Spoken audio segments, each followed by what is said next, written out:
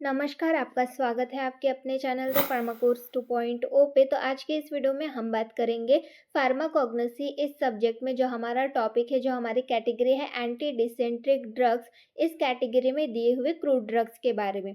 Pharmacognosy के chapter number 5 में हमें बहुत सारी कैटेगरीज दी गई है, उनमें बहुत सारे क्रूड ड्रग्स हमें दिए गए हैं, तो उनके बारे में वन बाय वन हम पढ़ रहे थे।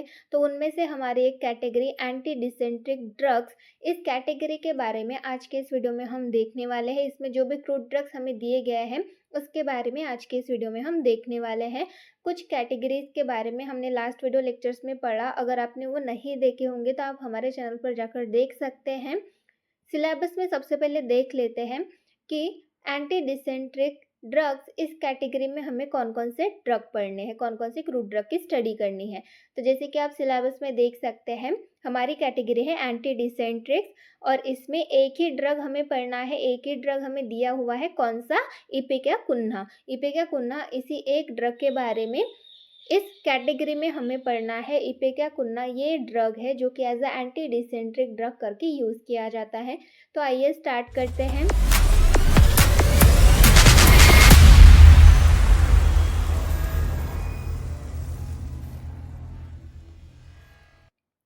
एंटी डिसेंट्रिक ड्रग्स, सबसे पहले ये समझ लेते हैं कि एंटी डिसेंट्रिक मतलब होता क्या है। Anti dysenteric, the drug and agents which have amoebicidal activity and used to cure or prevent amoebic dysentery caused by entamoeba histolytica are known as anti-dysenteric drugs। तो ऐसे ड्रग या फिर ऐसे एजेंट जिनकी अमीबासाइडल एक्टिविटी हो, मतलब अमीबा को किल करने की जिनकी एक्टिविटी होती है, ऐसे ड्रग या फिर एजेंट्स या फिर used to cure or prevent amoebic dysentery caused by Entamoeba histolytica।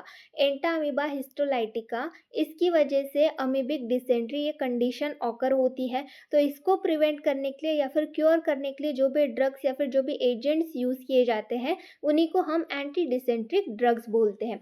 तो ऐसे जो ड्रग्स होते हैं इसी को हम एंटी डिसेंट्रिक ड्रग्स बोलते हैं। तो यहाँ पर एंटी डिसेंट्रिक ड्रग कौन सा दिया गया है हमें सिलेबस में? इपेकाकुन्हा।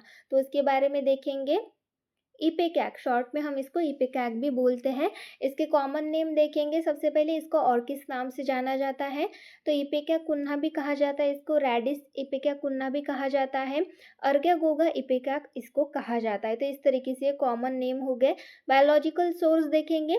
It consist of the dried root or the rhizome and root of Syphilis ipecacuanha or of Syphilis acuminata karsten। तो ये किससे बना हुआ होता है? रूट या फिर राइजोम से। जो रूट है या फिर राइजोम है उनको ड्राई करके एज अ मेडिसिन करके इपेकैक का यूज किया जाता है। और कौन से प्लांट से ये लिया जाता है? सिफेलिस इपेकाकुन्हा या फिर सिफेलिस एक्यूमिनाटा, इन प्लांट से ये लिया जाता है। और ये किस फैमिली से बिलोंग करता है? रूबियासी इस फैमिली से बिलोंग करता है। तो इस तरीके से बायोलॉजिकल सोर्स हो गया इपेकैक का। इमेज में आप देख सकते हैं इस तरीके का ये प्लांट होता है इपेकैक का। और सेकंड इमेज में ये रूट और राइजोम्स दिखाया गया है। यहाँ पर जो लीव्स है वो डिफरेंट है, क्योंकि ये जो फर्स्ट इमेज में आपको लीव्स या फिर फ्लावर्स दिख रहे हैं ये है हमारा इंडियन इपेकैक, और सेकंड इमेज में जो रूट्स दिखाया गया है ये है अमेरिकन इपेकैक। तो अमेरिकन इपेकैक जो है उसके लीव्स थोड़े डिफरेंट होते हैं और इंडियन इपेकैक की ये जो लीव्स है ये थोड़े डिफरेंट होते हैं। तो इस तरीके से ये इपेकैक का प्लांट हो गया। देन नेक्स्ट हम देखेंगे जियोग्राफिकल सोर्स, ये कहाँ पर पाया जाता है?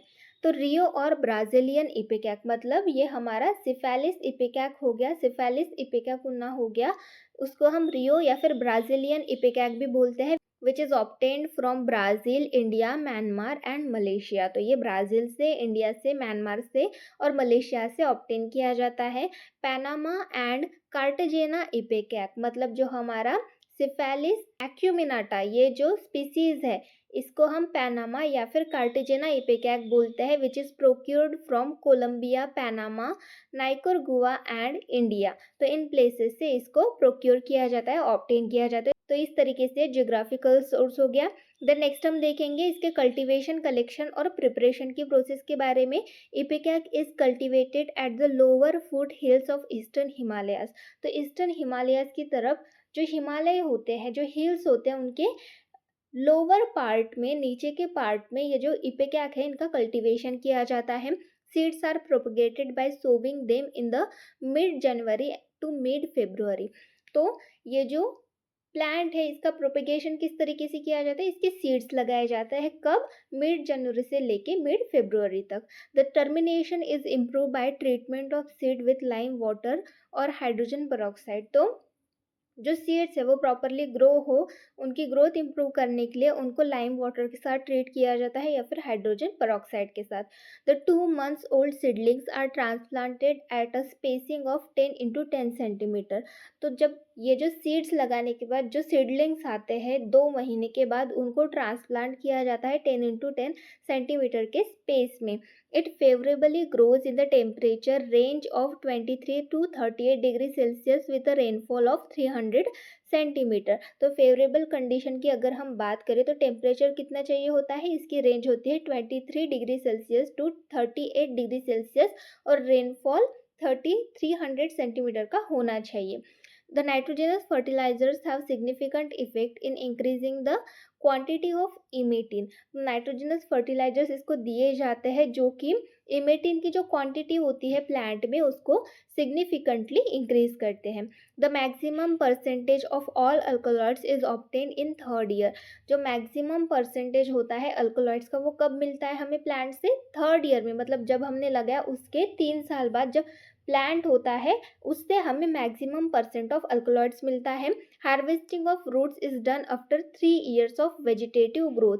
तो हार्वेस्टिंग कब की जाती है, 3 साल के बाद ही की जाती है। The plants are collected by uprooting. तो प्लांट्स किस तरीके से कलेक्ट किए जाते हैं, पूरे रूट के थ्रू इनको निकाला जाता है। देन नेक्स्ट क्या बोला गया है, the stem part and rhizome of adherent soil are removed and dried first on slow fire and then in sun. तो जो राइजोम्स जो रूट्स होते हैं वो सबसे पहले उसमें से जो भी सॉइल है वो रिमूव किए जाते हैं, उनको ड्राई किया जाता है, उसको फायर में पहले स्लो फायर में पहले सुखाया जाता है, उसके बाद सन में उसको सुखाया जाता है, धूप में सुखाया जाता है। तो इस तरीके से कल्टीवेशन, कलेक्शन और प्रिपरेशन की प्रोसेस होती है इपेकैक की। देन नेक्स्ट हम देखेंगे इसके मॉर्फोलॉजिकल कैरेक्टर्स। सबसे पहले ब्राजीलियन और रियो इपेकैक के मॉर्फोलॉजिकल कैरेक्टर्स यहाँ पर हम देखेंगे, जिसमें रूट्स के बारे में सबसे पहले देखेंगे। रूट्स का कलर होता है dark brick red to dark brown, odour होती है फेंट, साइज होता है इनका, लेंथ देखेंगे तो 150 mm होती है, विड्थ होती है 6 mm, टेस्ट होती है इनकी बिटर एंड एक्रिड, शेप होता है रूट्स आर फाउंड इन टॉर्टस। टॉर्टस मतलब ये टेढ़े मेढ़े रूट्स होते हैं इसके, स्ट्रेट नहीं होते। एक्स्ट्रा फीचर्स की बात करें, दे आर क्लोजली एनुलेटेड एक्सटर्नली ये एनुलेटेड होते हैं, रिज राउंडेड, इसके जो रिज होते हैं वो राउंडेड होते हैं।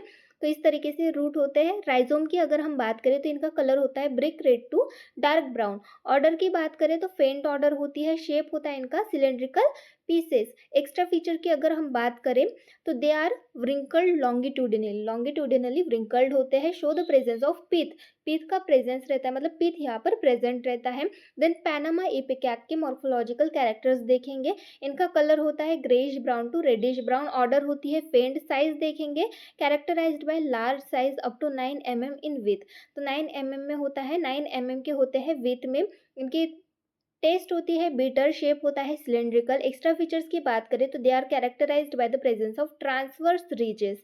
तो यहाँ पर ट्रांसवर्स रीजेस प्रेजेंट होते हैं। तो इस तरीके से पैनामा इपेकैक के मॉर्फोलॉजिकल कैरेक्टर्स हो गए।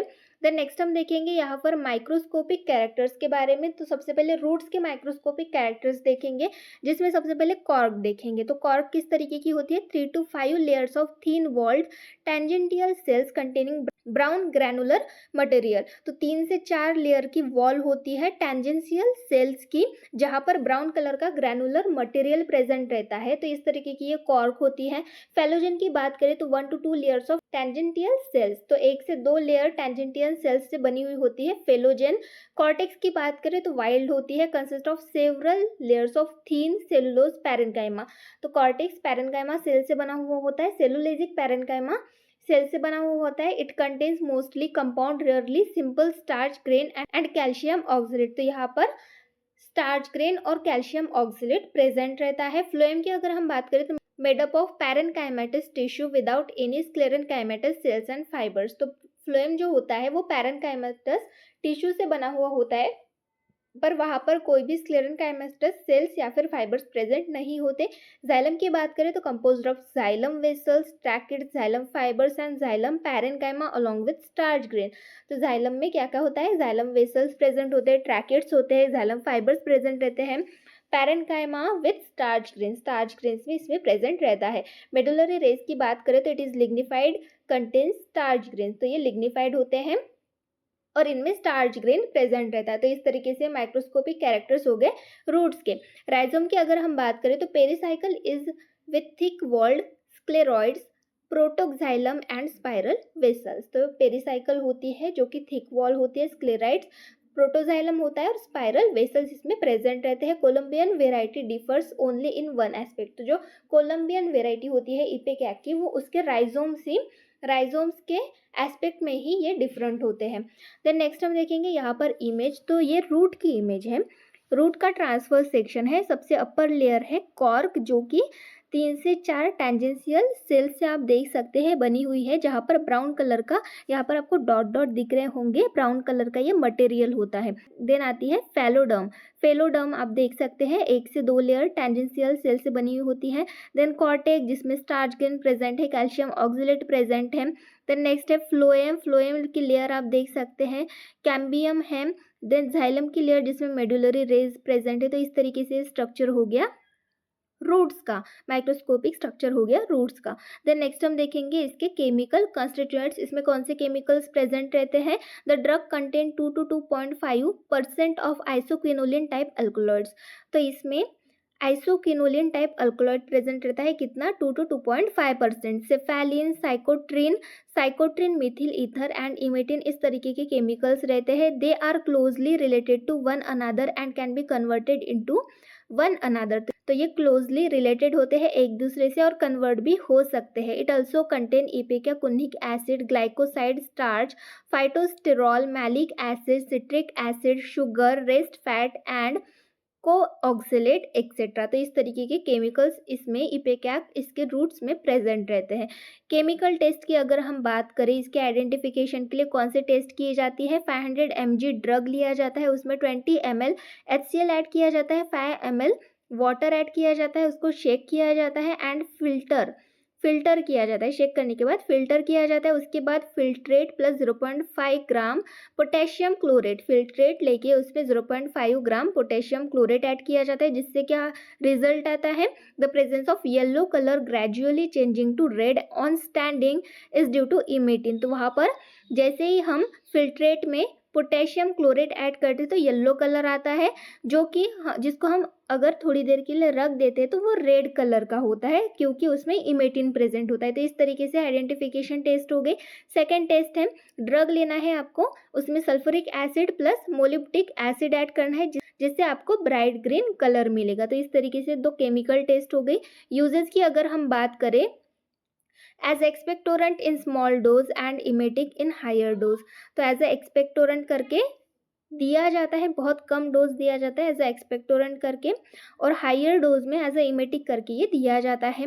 Also use in treatment of amoebic dysentery, amoebic dysentery की कंडीशन में यूज किया जाता है। Emetine is also use as anti tumour की कंडीशन में भी इमेटिन का यूज करते हैं। Ipecac syrup is use as an antidote in cases of poisoning due to its emetic property and hence is included in poison antidote kits. तो ipecac का जो syrup है एंटीडोट में यूज़ किया जाता है, जो पॉइजनिंग के केसेस होते हैं उनमें यूज़ किया जाता है, क्योंकि इसकी प्रॉपर्टी होती है, इमेटिक प्रॉपर्टी होती है, इसलिए पॉइजनिंग के केसेस में इपेकैक सिरप का यूज़ किया जाता है। इसलिए एंटीडोट किट्स में, जो पॉइजन एंटीडोट किट्स होती है उसमें इपेकैक सिरप जो है वो रखा जाता है। Use for isolation of emetine and cephaeline. तो इमेटिन और सिफेलिन इन केमिकल्स को आइसोलेट करने के लिए भी इसका यूज़ किया जाता है। तो इस तरीके से ये यूजेस हो गए इपेकाकुन्हा के। तो इस तरीके से ये हमारा ड्रग हो गया इपेकैक। एंटी डिसेंट्रिक ड्रग्स, इस कैटेगरी के बारे में यहाँ पर हमने देख लिया। नेक्स्ट जो भी हमारी कैटेगरी है उसके बारे में नेक्स्ट वीडियो लेक्चर में देखेंगे। आज के वीडियो लेक्चर में बस इतना ही। वीडियो हेल्पफुल लगे तो वीडियो को लाइक करें, अपने दोस्तों के साथ भी शेयर करें, चैनल पर नए हैं तो सब्सक्राइब करें। नए वीडियो की नोटिफिकेशन पाने के लिए बेल आइकन को दबाना ना भूलें। Thank you.